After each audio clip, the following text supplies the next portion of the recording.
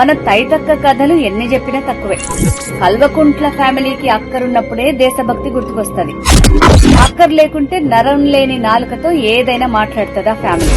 గతంలో దొరబిడ్డ చేసినవి దొంగదందాలే కాదు, పలికిన శిలక పలుకులు కూడా మస్తుగున్నాయి.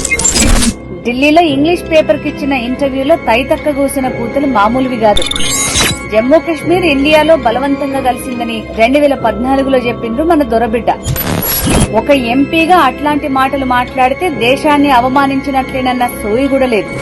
అందుకే మన తైతక్క మీద అప్పట్లనే ఢిల్లీ పోలీసులు కేసు కూడా పెట్టిరు. ఆనాటి శిల్క పలుకులు తెలంగాణ సమాజం మర్చిపోతుంది అనుకున్నారో ఏమో. తండ్రి అపర మేధావి లెక్క, బిడ్డ మేధావి ప్రో లెక్క, డ్రామారావు ప్రో మ్యాక్స్ లెక్క యాక్టింగ్ చేస్తున్నారు. ఇప్పుడేమో ర్యాలీలు తీస్తున్నారు. కానీ ఇది తెలంగాణ.